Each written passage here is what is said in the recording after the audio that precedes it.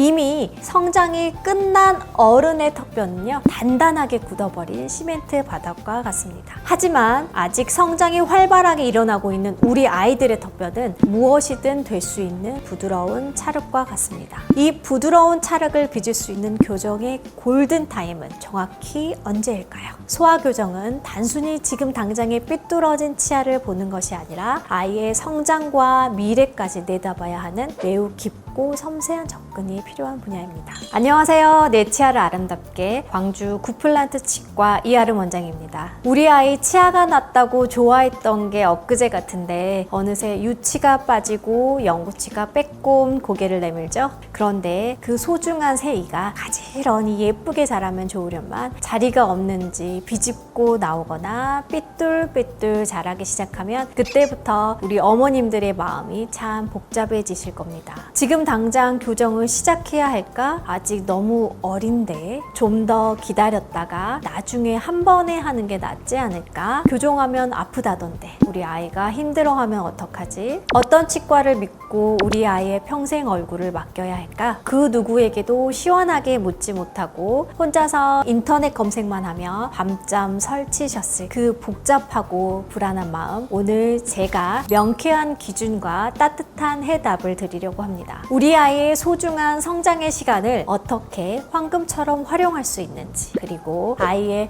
평생 미소를 위한 가장 현명한 첫걸음은 무엇인지 오늘 제가 엄마의 마음으로 차근차근 그리고 무엇보다 알기 쉽게 설명해 드릴게요. 소아교정의 핵심을 이해하기 위해 우리는 어른 교정과 아이 교정이 근본적으로 어떻게 다른지부터 알아야 합니다.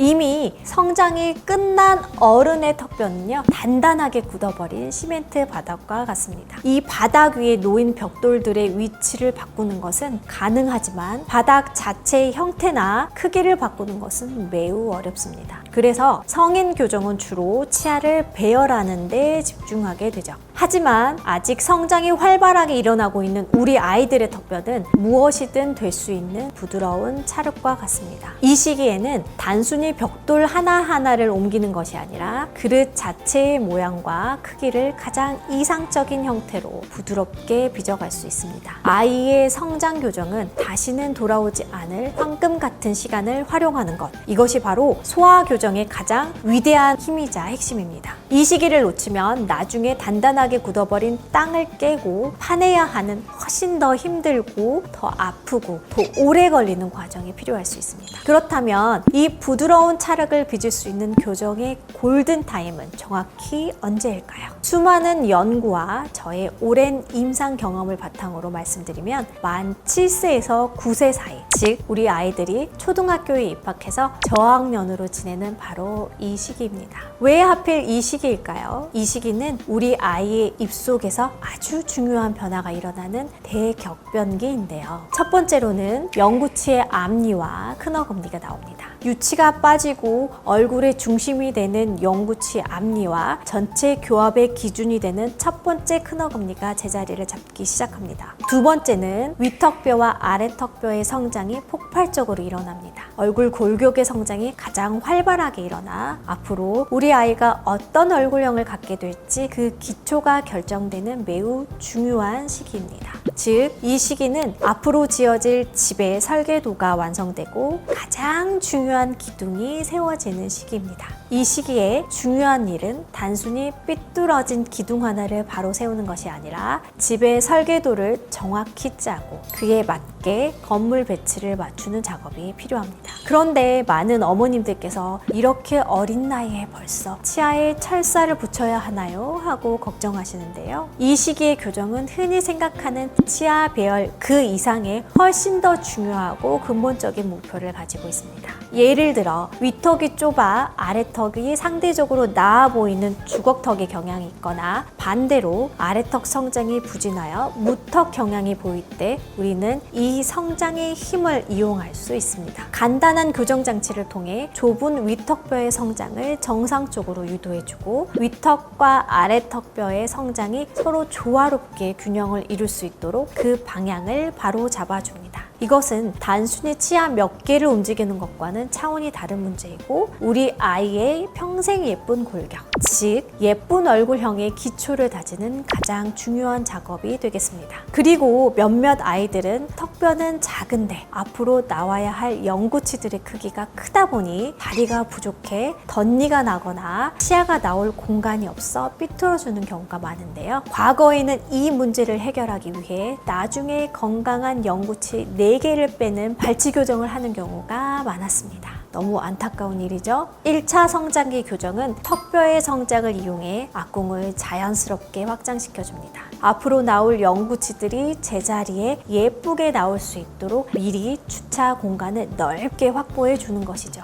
이를 통해 나중에 소중한 생리를 뽑아야 할 가능성을 획기적으로 줄여줄 수 있습니다. 그리고 보호자분들이 의외로 잘 모르는 사실들도 있는데요. 아이들이 손가락을 계속 빨거나 침을 삼킬 때마다 혀를 앞으로 내밀거나 코로 숨을 쉬지 않고 입으로 숨 쉬는 습관, 이런 사소한 습관들이 우리 아이의 턱뼈를 서서히 변형시킨다는 사실 알고 계셨을까요? 1차 교정은 간단한 구강 내 장치를 통해 아이가 이런 나쁜 습관을 인지하고 고칠 수 있도록 도와주는 역할도 합니다. 턱뼈 성장을 방해하는 근본적인 원인을 제거하여 교정 치료가 끝난 후에도 결과가 안정적으로 유지될 수 있도록 돕는 과정이라고 보시면 됩니다. 이처럼 소아 교정은 단순히 지금 당장의 삐뚤어진 치아를 보는 것이 아니라 아이의 성장과 미래까지 내다봐야 하는 매우 깊고 섬세한 접근이 필요한 분야입니다. 그렇기 때문에 저희는 소아 교정을 할 때 단순히 치아 배열만 보지 않습니다. 우리 아이가 20살, 30살의 멋진 성인이 되었을 때 어떤 미소와 어떤 얼굴 라인을 가졌을 때 가장 조화롭고 아름다울지를 미리 예측하고 디자인하는 것을 가장 중요한 원칙으로 삼고 있습니다. 이곳 광주 지역에서 흔치 않는 저희 치과만의 심미성장 교정 철학입니다. 많은 분들이 저희 치과를 광주 남구 임플란트 1등 치과로 알고 찾아주시는데 저희는 치아 하나하나의 기능뿐만 아니라 그 치아가 환자분의 얼굴 전체와 어떻게 조화를 이루는지 누구보다 꼼꼼하고 섬세하게 보기 때문에 그 부분이 환자분들에게 잘 전달된 것이라고 생각합니다.